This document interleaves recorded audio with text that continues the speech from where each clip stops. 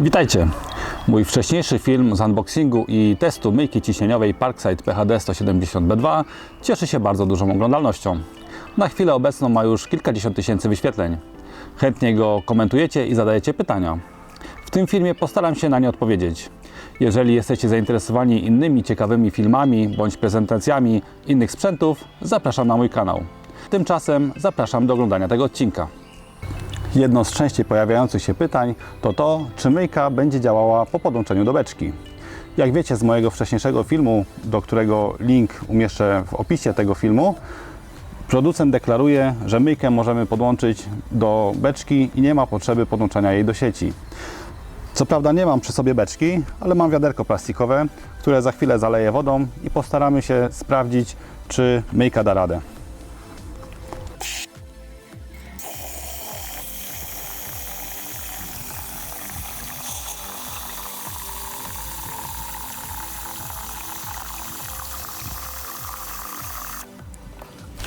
Dobrze, mamy już nalane pół wiaderka wody. Pierwszy test przeprowadzimy wsadzając pusty wąż, on jest bez wody. Od góry zobaczymy, czy myjka poradzi sobie z zasysaniem wody.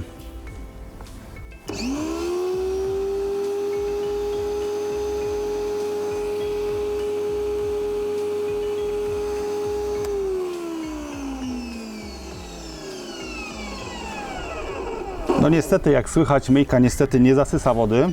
Także spróbujemy innego rozwiązania. Tu jest taki, przerobiłem trochę ten pojemnik, tu jest miejsce, gdzie podłączę za chwilę szybko złączkę i postaramy się sprawdzić wtedy, czy wąż, który będzie podłączony na dnie beczki, gdzie to ciśnienie będzie napełniało ten wąż i tą myjkę, czy wtedy ta myjka będzie działała. Dobrze, podłączyłem wąż do naszej beczki, do naszego wiaderka. Wąż jest teraz, jeszcze nie jest zalany, tutaj nie jest jeszcze filtr wody zalany. Zobaczymy, czy uda się to zrobić po włączeniu silnika.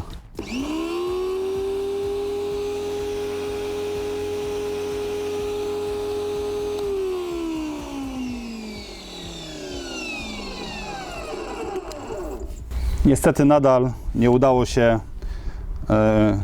uruchomić myjki przy zasilaniu z beczki. Postaram się teraz zalać ten filtr tutaj, żeby do pompy doszła woda, bo tak jak wspomniałem wcześniej, ta myjka nie ma funkcji zasysania. Ona nie poradzi sobie, jeżeli nie będzie wody w filtrze.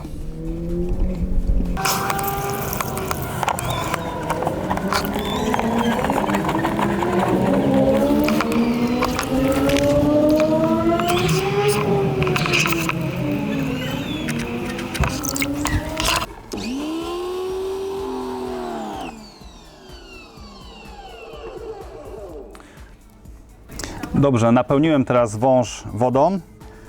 Podałem trochę też ciśnienia, żeby cały filtr był zalany. I sprawdźmy teraz, czy myjka będzie działała. Jak widać, silnik się wyłączył, to znaczy, że mamy ciśnienie.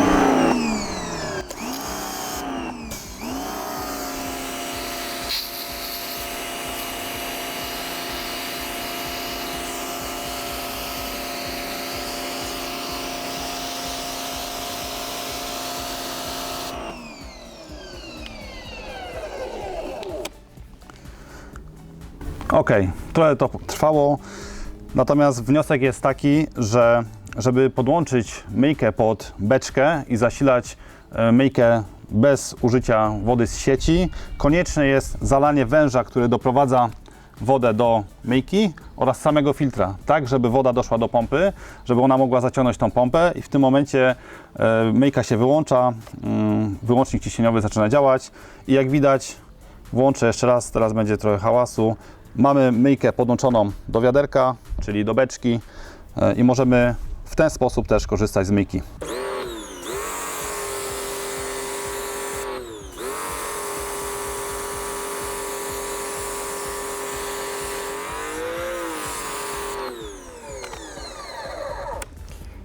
Mamy odpowiedź na pierwsze pytanie, przechodzimy do kolejnych. Jednym z pytań było to, czy myjką uda się usunąć starą farbę. Tak się składa, że mam tutaj domek dziecięcy, który wymaga już malowania. Są elementy, gdzie farba z niego schodzi. Postaram się przy użyciu myjki dokonać usunięcia tej farby. Jak wiecie z mojego wcześniejszego filmu, myjka ma 10-metrowy przewód ciśnieniowy. Skorzystam z tej zalety. Myjkę ustawiłem tam daleko za mną, żeby nam tutaj nie hałasowała, a ja postaram się przy pomocy lancy usunąć starą farbę. Najpierw wykorzystam dyszę standardową, a później zamontuję dyszę turbo. Zobaczymy, czy uda się usunąć starą farbę. Najpierw postaram się usunąć tą farbę przy użyciu standardowej dyszy.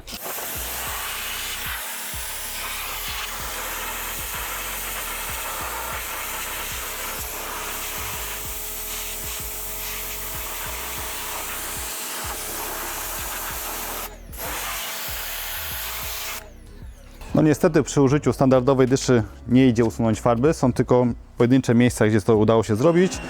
Zastosuję teraz dyszę turbo.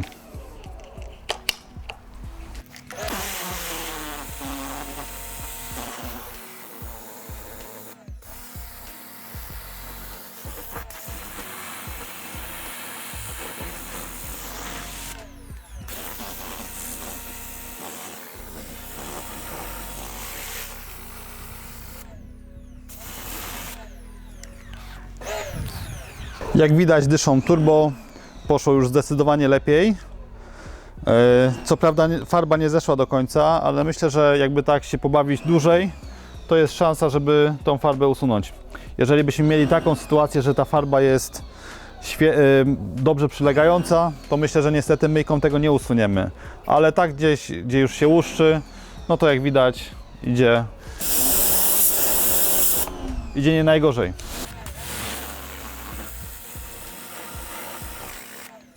Jak pokazywałem w moim wcześniejszym filmie, dokupiłem sobie na AliExpress taką lancę, taką przystawkę. Ona jest wyposażona w kilka dysz. Te dysze opowiadałem, pokazywałem działanie tych dysz na moim wcześniejszym filmie. Natomiast spróbuję teraz przy zastosowaniu tej lancy usunąć tą farbę. Zastosuję dyszę, nie będę tej z zerowym kątem stosował, ponieważ mógłbym uszkodzić tutaj to drewno, ale zastosuję dyszę z 15-stopniowym strumieniem wody.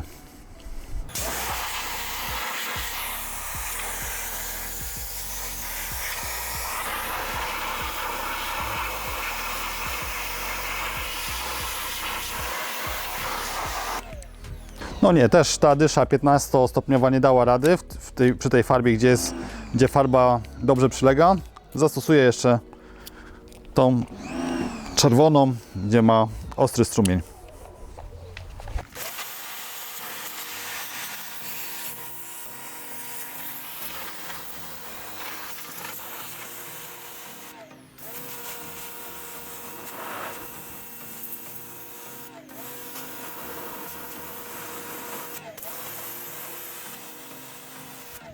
Ok, może podsumuję w takim razie odpowiedź na to pytanie.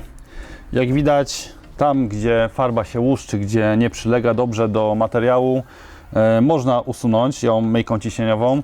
Natomiast tam, gdzie farba dobrze przylega, no niestety nie usuniemy jej przy pomocy myjki. Trzeba ją po prostu zeszlifować. Także myślę, że to będzie podsumowanie tego pytania i przechodzimy do kolejnych. Kolejnym z pytań było to dotyczące pojemnika na detergent. Przyznam, że nie korzystałem nigdy z tego pojemnika. Nie korzystałem też z tego środka, z tego detergentu, który producent myjki dostarcza w zestawie. Spróbujemy teraz to zrobić.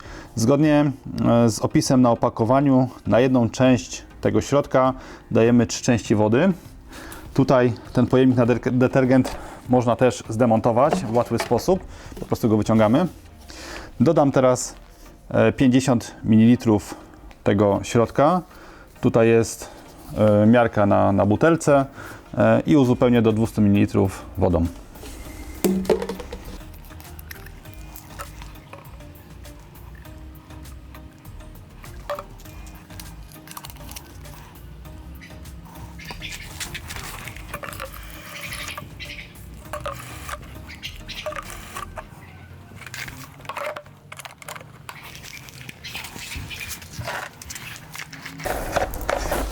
Sprawdźmy w takim razie, czy dołączona do zestawu ta dysza standardowa, która ma też funkcję pianownicy, czy działa, czy uda się wytworzyć jakąkolwiek pianę z tego detergentu.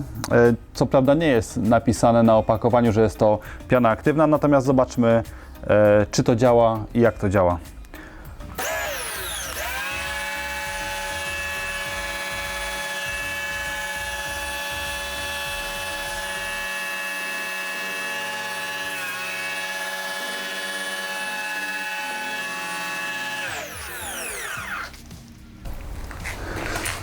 Może pokażę jeszcze na pojemnik tutaj zbliżenie.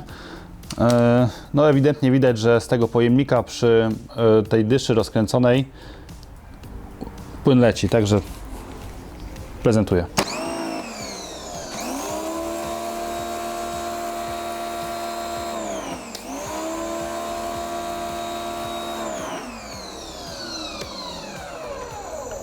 W jednym ze sklepów znalazłem ciekawe rozwiązanie podłączenia wody z firmy Celfast. W zestawie znajdziemy perlator do kranu oraz szybkozłączkę do podłączenia węża. Perlator możemy przykręcić do kranu z gwintem zewnętrznym lub wewnętrznym, w zależności od potrzeby. Ja mam gwint wewnętrzny, więc odkręcam adapter, który nie będzie potrzebny i montuję perlator w kranie. Może on służyć jako podstawowy perlator przy naszej baterii.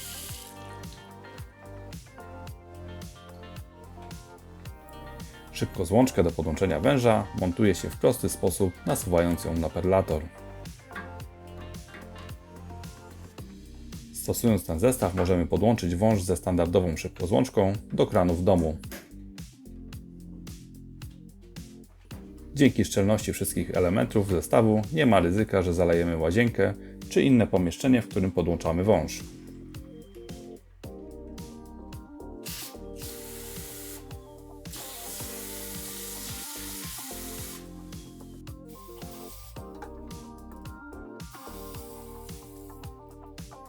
Wąż możemy w szybki i prosty sposób odłączyć od kranu i dalej korzystać z umywalki. Wewnątrz złączki jest uszczelka, która uszczelnia całe połączenie. Montaż i demontaż jest szybki i prosty.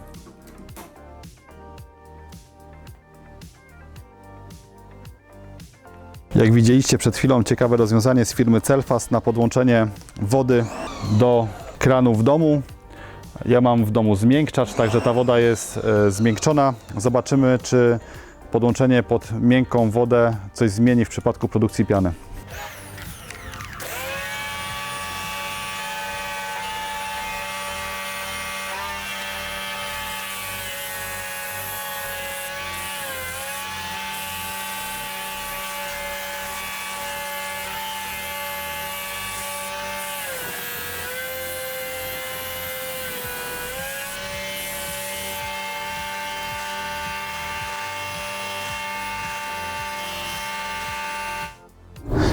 No i może kilka słów podsumowania po tym ostatnim teście. Jak widzieliście po podłączeniu myjki pod wodę z domu, gdzie mam miękką wodę, ta piana była nieco lepsza, natomiast wydaje mi się, że ta dysza, która jest dołączona do zestawu, dysza uniwersalna, która pełni zarówno funkcję pianownicy, jak i dyszy ciśnieniowej, no nie do końca jest najlepszym rozwiązaniem. Nie działa to tak, jak by się oczekiwało. No, fakt jest też taki, że użyłem tutaj środka, który był dołączony do zestawu. Jest to środek czyszczący do myjki ciśnieniowej URM 500. No nie jest to na pewno też aktywna piana. Tutaj nie ma nigdzie informacji, że jest to aktywna piana. Jeżeli być może zastosowanie właściwej, aktywnej piany, takiej z prawdziwego zdarzenia, lepiej by to pokazało działanie tej dyszy. Ja wrzucę na koniec filmu informacje zarówno odnośnie pianownicy, która jest polecana do tej myjki, jak i aktywnej piany. Mam informację, że zastosowanie tych dwóch elementów, czyli odpowiedniej osobnej, akcesoryjnej pianownicy i dobrego środka czyszczącego, czyli aktywnej piany, pozwala uzyskać bardzo dobrą pianę. To, co też bardzo ważne, o czym być może nie wspomniałem wcześniej, że im lepsza, im bardziej miękka woda, czyli im lepszej jakości woda, tym lepsza piana. O tym też trzeba pamiętać, bo jeżeli będziemy mieli bardzo twardą wodę, to obawiam się, że nawet użycie odpowiedniej pianownicy i odpowiedniego środka czyszczącego nie spowoduje uzyskania bardzo dobrej jakości piany. To chyba byłoby wszystko w tym filmie. Jeżeli film podobał się, zostawcie łapkę w górę, napiszcie w komentarzach, co uważacie. Być może macie jeszcze jakieś inne pytania, być może jeszcze kiedyś dogram jakiś kolejny odcinek. A tymczasem zapraszam na mój kanał, gdzie możecie zobaczyć inne testy ciekawych urządzeń oraz inne ciekawe filmy. Do zobaczenia. I jeszcze wspomniana wcześniej polecana pianownica PA, którą możemy dokupić do myjki. Oraz aktywna piana, która w połączeniu z pokazaną wcześniej pianownicą i przy użyciu miękkiej wody gwarantuje uzyskanie gęstej piany. Do zobaczenia w kolejnych filmach.